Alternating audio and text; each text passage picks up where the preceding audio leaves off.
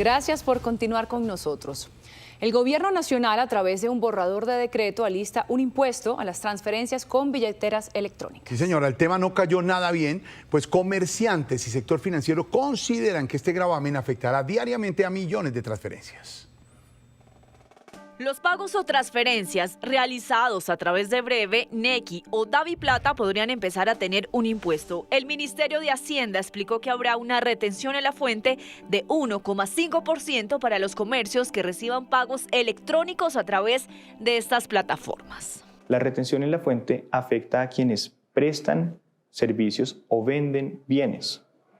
Es decir, no van a ser las personas que están efectuando los pagos las que van a verse afectadas por la retención. Según el borrador del decreto, la medida busca equiparar estos nuevos métodos de pago con las transacciones tradicionales realizadas con tarjetas de crédito o débito, que ya están sujetas a esa misma retención. Sin embargo, el anuncio generó malestar entre expertos del sector financiero, quienes advierten que podría afectar no solo a grandes comercios, sino también a pequeños negocios que usan estas herramientas digitales. Las consecuencias de continuar con este impuesto a Breve serían gravísimas. Un desistimiento de los comercios por adoptar un sistema de pagos que en última está diseñado para beneficiarlos, invitarlos a la formalidad financiera. Uno pensaría que lo están equiparando a las tarjetas, pero no, lo están encareciendo respecto al efectivo, lo cual sepulta iniciativas tan importantes como Breve, que es la gran apuesta del país para reducir el uso del efectivo y, por tanto, reducir la informalidad. Algunos presidentes de bancos aseguran que no tiene sentido grabar estas transacciones cuando su objetivo original era ser un servicio gratuito y fomentar la digitalización financiera en el país. La mejor herramienta tributaria que puede tener un país es que su sistema de pagos fluya. Y por eso grabarlo es absolutamente incongruente. Entonces yo supongo que es el desespero ante la calamitosa situación fiscal, qué pena decirlo por tercera o cuarta vez, que tiene el gobierno nacional buscando recursos por todas partes. De acuerdo con Fedesarrollo, este tipo de medidas desincentiva el uso de medios electrónicos, promueve el regreso al efectivo y encarece las operaciones financieras de hogares y pequeños negocios, en un momento en el que Colombia necesita avanzar hacia una economía más digital y eficiente. La operación aérea en Colombia tuvo una jornada de retrasos y cancelaciones por cuenta de la neblina que cubrió el aeropuerto El Dorado de Bogotá a primeras horas de la mañana. Decenas de vuelos resultaron afectados. Daniel Ortiz, ¿ya se logró la normalidad en la operación? Andreina, todavía hay afectaciones en materia de movilidad para los pasajeros que utilizan la principal terminal aérea de Colombia, el Aeropuerto Internacional El Dorado. En ese momento, 28 vuelos presentan demoras, retrasos y 2 han tenido que ser cancelados. Pero estas cifras que les estoy dando corresponden a los vuelos que terminan esta jornada, este día. Sin embargo, durante todo el día fueron cerca de 100 vuelos que registraron alguna dificultad y eso, por supuesto, generó algunos inconvenientes para viajeros tanto nacionales como internacionales. Los destinos más afectados fueron las ciudades de Medellín, Santa Marta, Cartagena, Bucaramanga, Pereira y también Montería. En el tema internacional hablamos, por ejemplo, de Ecuador y Perú. En estos sitios los pasajeros tuvieron que programar sus vuelos, sin embargo, hubo dificultades porque las aerolíneas lo que les decían era que las programaban nuevamente para mañana o incluso para el sábado. El aeropuerto El Dorado amaneció cerrado y sus pasillos empezaron a llenarse. Cientos de viajeros se encontraron con una sorpresa inesperada. Decenas de vuelos fueron cancelados y retrasados. Nos dijeron que no, que el vuelo se ha cancelado, entonces que teníamos que esperar. La espera se extendió por horas y en muchos casos las reprogramaciones superan los 2 días, afectando vacaciones y compromisos familiares. Llegamos aquí a Bogotá y que en 2 días nos dan un viaje para Santa Marta y nosotros tenemos ya alquilado todo allá con la familia. Entre los afectados también están deportistas y estudiantes que no lograron llegar a sus destinos por el cierre temporal del aeropuerto El Dorado. Nos reprogramaron el vuelo para el sábado en la madrugada, entonces no podemos, si hiciéramos ese vuelo nos perderíamos los días de competencia. La Aeronáutica Civil confirmó que las operaciones estuvieron suspendidas durante 3 horas por las malas condiciones climáticas y la baja visibilidad en Bogotá, lo que provocó una cadena de demoras y cancelaciones en viajes nacionales e internacionales. Esta tarde el presidente de los Estados Unidos, Donald Trump, volvió a decirle matón al presidente Gustavo Petro y dijo que Colombia es un antro de drogas, señalamiento que se da en medio de críticas por lo que algunos sectores en Estados Unidos han calificado como ejecuciones sumarias, refiriéndose a los ataques a supuestas narcolanchas. El presidente Trump dice tener carta blanca para seguir con sus bombardeos. No creo que vayamos a pedir necesariamente una declaración de guerra. Creo que simplemente mataremos a quienes traen droga a nuestro país. Los mataremos. Estarán prácticamente muertos.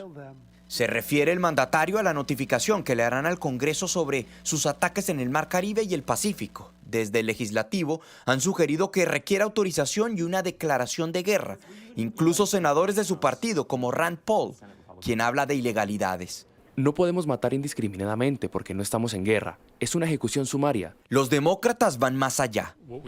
Lo que sabemos es que probablemente mató a gente inocente. De hecho, ciertamente mató a gente inocente. A estas críticas se suman organizaciones como Human Rights Watch y su directora para las Américas, Juanita Gubertus. Hemos señalado que desde el punto de vista del derecho internacional de los derechos humanos, estos ataques constituyen ejecuciones extrajudiciales. En un contexto de lucha contra el crimen organizado. Pero el presidente Trump pinta este como un asunto de seguridad nacional. Hoy, junto a miembros de su gabinete, dedicó una extensa conferencia de prensa para reiterar que ahora seguirán ataques por tierra y para arremeter no solo contra Venezuela, sino contra México y el presidente Petro. Colombia es un foco de drogas, y así ha sido por mucho tiempo. Tienen a un líder pésimo allá, un matón. Noticias Caracol le preguntó a la portavoz de la Casa Blanca si es posible un desescalamiento entre los presidentes Trump y Petro. No creo que estemos viendo una desescalada por parte del desquiciado líder de Colombia en este momento. Y francamente, no creo que al presidente le interese eso en este momento. Trump también negó que 2 bombarderos estadounidenses hubieran volado hoy a unos 80 kilómetros de Venezuela, aun cuando plataformas de seguimiento evidenciaron el movimiento de las aeronaves. Mucha atención, el Consejo de Estado suspendió provisionalmente el decreto con el que el gobierno reformó la función de las EPS. Rocío Franco, ¿qué dijo el alto tribunal? Pues el Consejo de Estado anuló el decreto 0858 del Ministerio de Salud, que migró de un modelo de salud a uno preventivo, modificando las labores de las EPS. Señala el alto tribunal que en estos casos lo que se evidencia es que mediante decreto no se pueden modificar las funciones de las empresas prestadoras de salud, que debe ser el Congreso de la República. Dice que incluso se percató que en el Congreso en la actualidad hay una reforma a la salud que tiene similares componentes, que este decreto lo que evidenciaría que es el Congreso al que le compete esta labor. Lo que ha señalado entonces el alto tribunal es que entrará en una etapa de pruebas y análisis mientras el decreto permanece suspendido y tomará una determinación de fondo en las próximas semanas. Buenas noches. El Fondo Nacional del Ahorro anunció que dentro de sus planes para el próximo año está el de financiar hasta el 100% del valor de las viviendas. ¿Por qué no financiar el 100% a las familias? Porque si una familia me puede pagar un arriendo de 700, 800 mil pesos y eso es mucho más que la cuota que me pagarían por el financiamiento de un 100% de la vivienda, ¿por qué no llevar nuestro financiamiento hasta el 100%? Y en eso es lo que estamos trabajando y esperamos, Dios mediante, en el primer trimestre del siguiente año o comenzando el año, esperamos lograrlo, que podamos financiar ese 100% a las familias que quieran comprar una vivienda de interés social o una vivienda de interés prioritario en la entidad.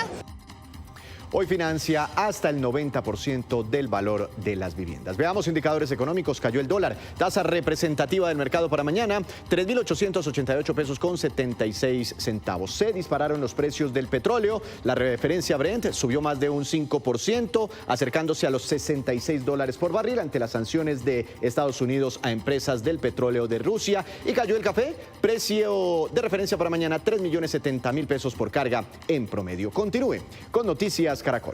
Sí, señor, gracias, don Javi. Y en Tasajera, Magdalena, un grupo de mujeres siembra esperanza entre raíces de manglar. Con sus manos protegen la vida, restauran la naturaleza y transforman su comunidad. Elsie Ruiz forma parte de la Asociación de Mujeres Resilientes Cultivando Vida en Tasajera Magdalena, que protegen el mangle. El grupo se encarga de reforestar todas estas 4 especies de semillas para darle vida y llevarlas a la Ciénaga Grande cuando ya tengan una etapa de maduración. El manglar que protege a Santa Marta es uno de los ecosistemas que nace en la Ciénaga Grande, pero que reposa y fortalece las áreas de arrecifes y corales de los océanos. Nosotros queremos devolverle algo, gratificarle algo. El manglar nos brinda a nosotros el oxígeno, entonces nosotros le devolvemos algo lindo a la Ciénaga Grande. Son salacunas para esas especies de peces, crustáceos, moluscos que están en la Ciénaga Grande, pero a su vez también nos ayuda a contrarrestar esa erosión costera. Estas mujeres asociadas saben que la salud del mayor cuerpo lagunar de la costa caribe colombiana está en sus manos. Es por eso que Elsie Ruiz y todas ellas son colombianas que hacen historia. Linda, gracias. En otras noticias, un operativo de captura realizado por el Gaula Militar y la Fiscalía en Bogotá terminó en un cinematográfico tiroteo que dejó 3 uniformados heridos en el norte de la capital.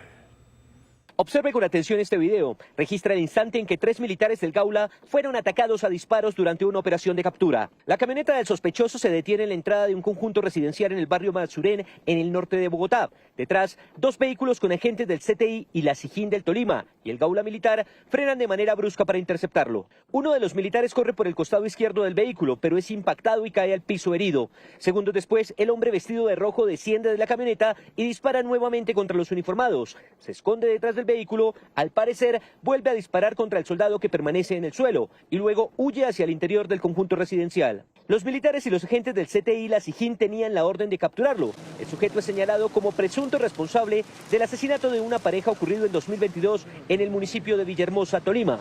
El ejército informó en este comunicado que los militares heridos se encuentran estables y son atendidos en centros médicos. Entre tanto, el sujeto, cuya captura aún no ha sido legalizada, fue trasladado al Tolima y será judicializado en las próximas horas. La Corte Suprema de Justicia dio vía libre a la extradición del disidente de las FARC, Giovanni Andrés Rojas, conocido como alias Araña, requerido en Estados Unidos por narcotráfico. Rojas, negociador en las conversaciones de paz en el grupo conocido como Comandos de Frontera, fue capturado en febrero de este año en un hotel de Bogotá cuando estaba en la mesa de negociación. Alias Araña es requerido por el Distrito Sur de California. Ahora, el presidente Gustavo Petro es quien debe decidir si hace efectiva la entrega a los Estados Unidos.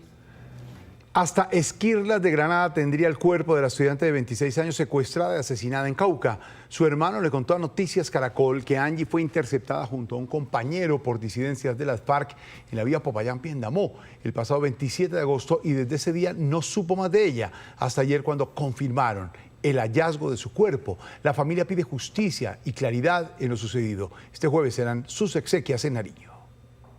Luego de la caída de roca que mantuvo cerrada la vía panamericana entre los departamentos de Cauca y Nariño, a esta hora hay paso a un carril. La comunidad logró remover algunos escombros para desbloquear parte de la carretera. El paso se habilita cada 20 minutos en ambos sentidos, mientras el Invías trabaja en el punto para dar apertura total a la vía. Habilita cada 20 minutos. Estados Unidos advirtió a Israel sobre las graves consecuencias de su intención de anexionar Cisjordania ocupada. El presidente Donald Trump aseguró que incluso podrían quitarle el apoyo. El secretario de Estado Marco Rubio se sumó a la comitiva de funcionarios de alto nivel que intentan mantener el frágil acuerdo de cese al fuego con Hamás.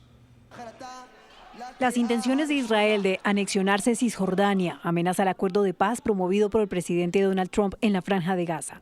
Israel avanza en el Parlamento para aprobarlo. Este miércoles 2 proyectos sobre el territorio fueron votados y aprobados preliminarmente. El secretario de Estado de Estados Unidos, Marco Rubio, previo a su llegada a Israel, alertó sobre la amenaza que la decisión significa para el acuerdo. Creo que el presidente ha dejado claro que no es algo que apoyaríamos ahora mismo y creemos que incluso amenaza el acuerdo de paz.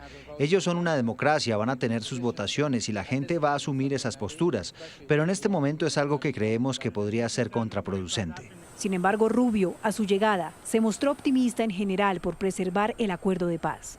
Nos sentimos confiados y positivos respecto a los progresos realizados. Somos lúcidos ante los desafíos.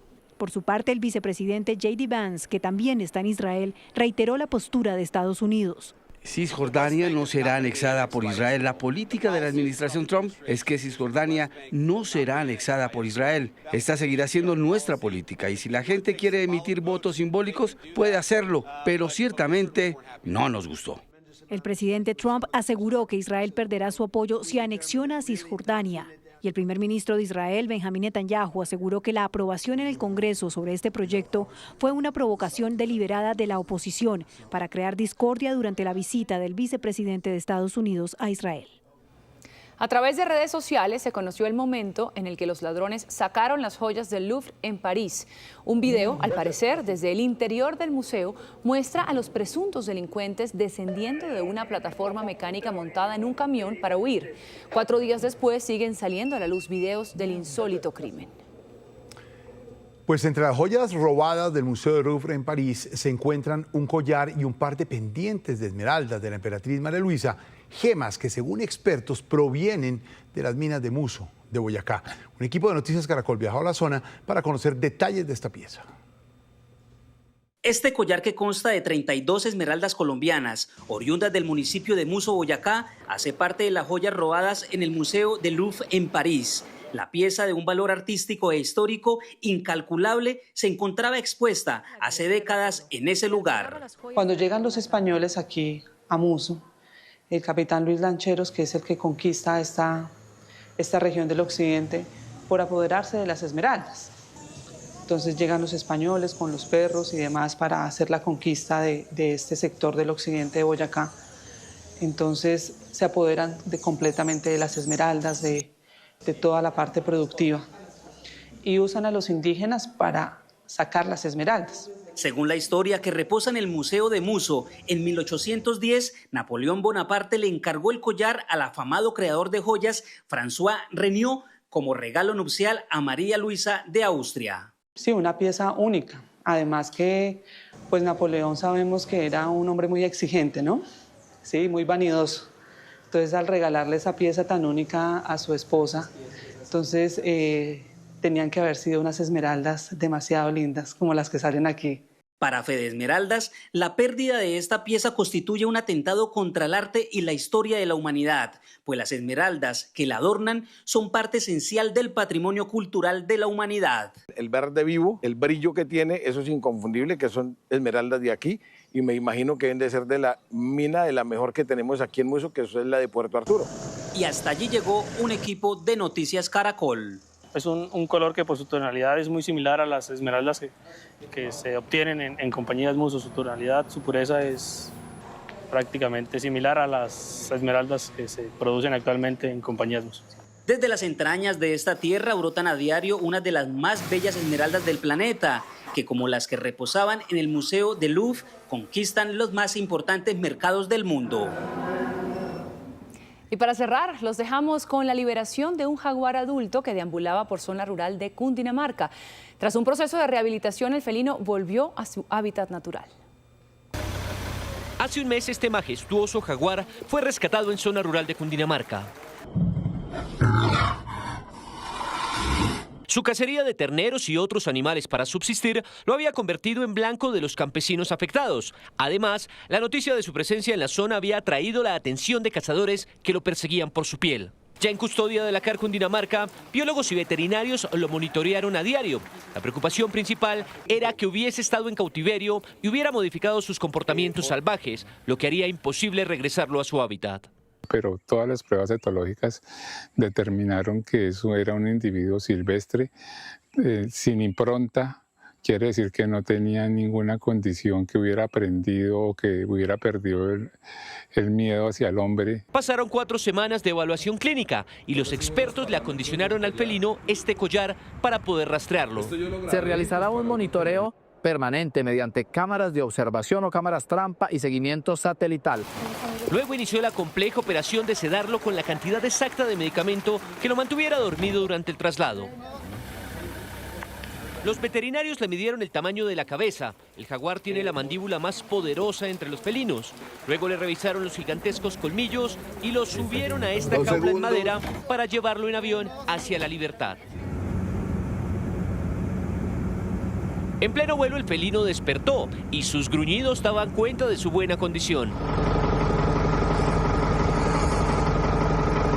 pero lo que buscamos es que él se despierte gradualmente durante el transporte. Así se ve desde el aire el hábitat que ahora será el hogar del jaguar. Él va a lograr primero conservarse como individuo y a su vez relacionarse con las hembras. Y al fin llegó el momento tan esperado. La puerta de la jaula se abrió. El jaguar asomó su cabeza algo tímido como analizando el lugar, luego tomó confianza y rápidamente salió de su jaula. Fue liberado en un corredor felino de la Orinoquía colombiana en el departamento de Vichada. Y así, en un emotivo y silencioso momento, el jaguar, el felino más grande del continente, recuperó su libertad. El animal corrió y se perdió entre la vegetación. Su historia es un recordatorio de la coexistencia con los animales salvajes y de la maravillosa fauna de nuestro país. La agencia Xinhua nos comparte espectaculares imágenes de un cielo estrellado en China. Residentes y visitantes en la provincia de Yunnan, en el suroccidente del país asiático, pudieron ser testigos directos de este show de la naturaleza. El paisaje se registró específicamente en el lago Funshan. Se acerca una nueva jornada electoral. El petrismo se prepara para definir su candidato presidencial. Creo que en el país hay una aspiración de que el cambio continúe. Hay que hacer cambios realmente en lo social. La consulta del pacto histórico marcada por tensiones y expectativas en las urnas. Colombia decide 2026. Consulta del pacto histórico. Este domingo en nuestras ediciones. Cobertura especial por Noticias Caracol en vivo y todas nuestras pantallas. Terminamos hasta aquí las noticias. Nos vemos a las 11:30 de la noche en Última Edición con Andreina. Ya viene Desafío Siglo XXI. En Última Edición los espero. Y en la señal digital de Noticias Caracol ya pueden ver Sala de Prensa. Esto es Noticias Caracol, primero la gente. Buenas noches.